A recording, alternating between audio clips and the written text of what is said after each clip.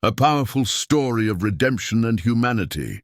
A cold-hearted CEO fires a hardworking single dad, but his little daughter's innocent words change everything.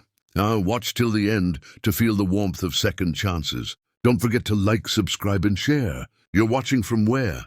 Let's get started! In the heart of New York City, inside a towering glass skyscraper that touched the clouds, Harper Lawson sat behind her polished mahogany desk, her sharp blue eyes scanning reports filled with numbers and losses.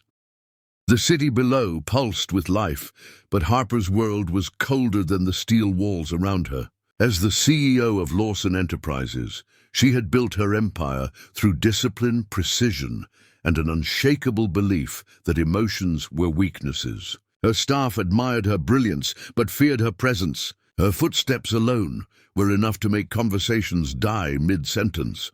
She had no time for small talk, no patience for excuses. Every decision she made was calculated, every glance measured. Rumors whispered through the office that Harper had once been kind, but success, heartbreak, and betrayal had frozen that part of her long ago. She had learned that compassion didn't save companies. Numbers did.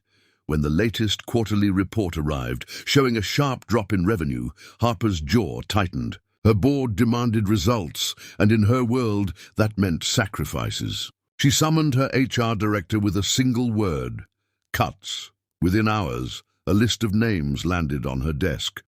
Loyal employees reduced to statistics. One name stood out: Marcus Hill, a maintenance worker with a spotless record and a decade of service.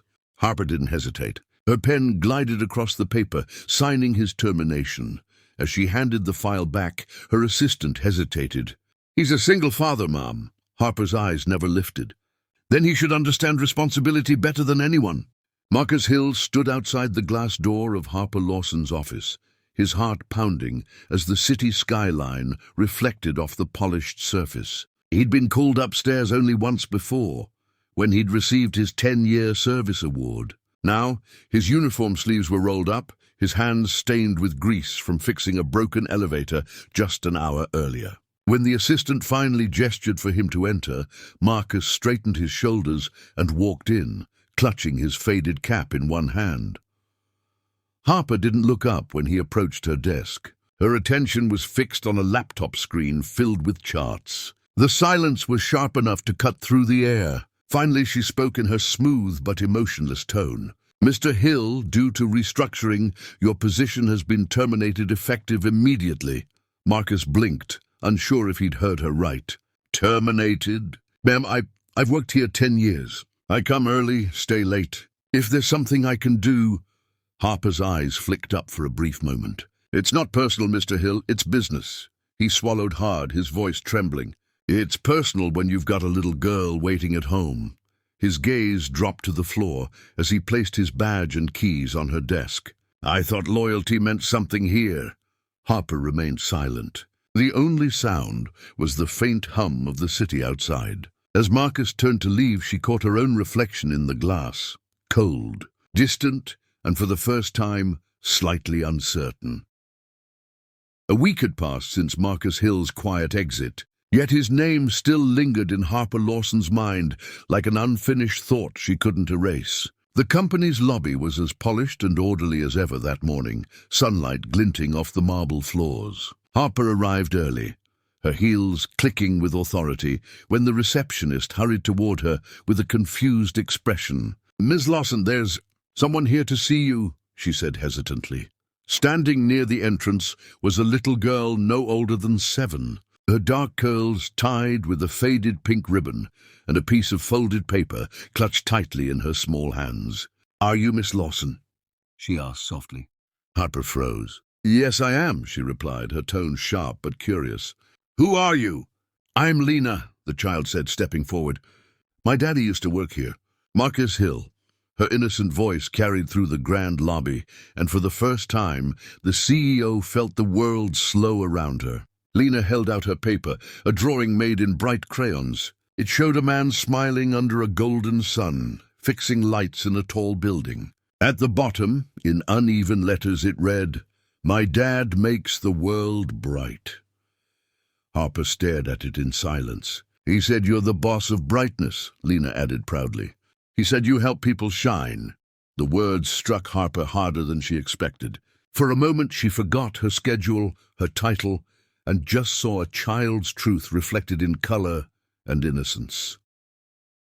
That night, Harper Lawson sat alone in her penthouse apartment, the city lights painting reflections across the wide glass windows. Normally, she found comfort in the quiet hum of Manhattan below, the pulse of success, the sound of progress. But tonight, it only reminded her of how empty everything felt. On her desk lay Lena Hill's crayon drawing, its bright colors strangely out of place among her sleek metallic surroundings. She picked it up again, her fingers tracing the uneven lines of Marcus's smiling face beneath the words, "My dad makes the world bright."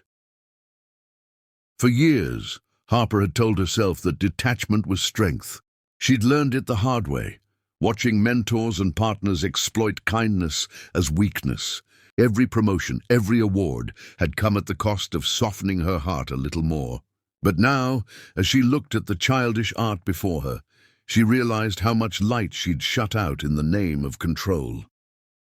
Restless, she opened her laptop and pulled up Marcus Hill's employee file. The records were flawless. Punctuality, dedication, zero complaints. Then a note caught her eye. Lost wife to cancer. 2018, raises daughter alone. Harper leaned back in her chair, an unfamiliar ache tightening her chest. Somewhere between the numbers and efficiency reports, she had forgotten what humanity looked like. And for the first time in years, Harper couldn't focus on profits or deadlines. The only image her mind replayed was a little girl's voice calling her the boss of brightness.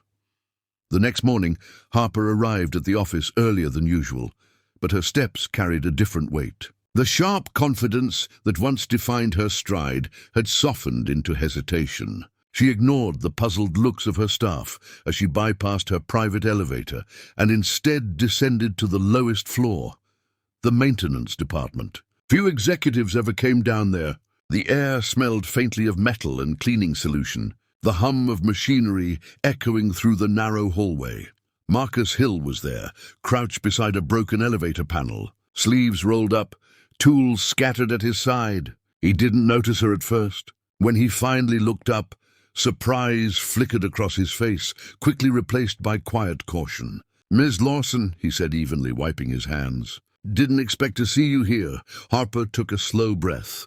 "Mr. Hill, I made a mistake," she began, her voice lower than usual.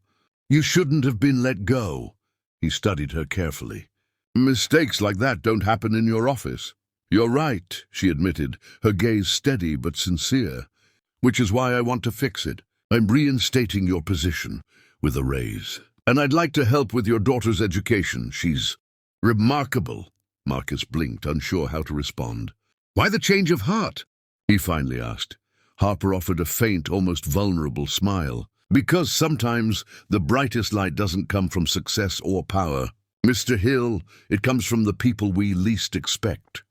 Weeks passed, and for the first time in years, laughter filled the halls of Lawson Enterprises. The company had changed, not in its numbers, but in its spirit. Employees noticed how Harper Lawson, once distant and untouchable, now walked the floors with genuine warmth, greeting people by name. Her sharp tone had softened, and her eyes carried something unfamiliar, compassion.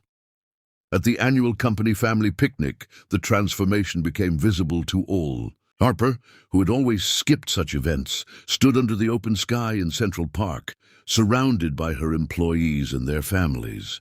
Children ran through the grass, balloons floated above the tables, and Marcus Hill stood near the grill, smiling as his daughter, Lena, darted across the field toward Harper. "Miss Lawson," Lena called out, holding up another crayon drawing. Harper knelt as the little girl handed it to her. This one showed 3 figures, Marcus, Lena, and Harper, standing together beneath a bright yellow sun. At the top, written in big, uneven letters, were the words, "We make the world bright." Harper's throat tightened as she looked at it. Marcus approached, his expression gentle. "She said you're part of our brightness now," he said quietly. Harper smiled, her voice soft but certain. Your daughter reminded me what real success looks like. For a long moment, the three of them stood together in the sunlight, a man, a child, and a woman who had finally learned that a heart, once frozen, could still melt.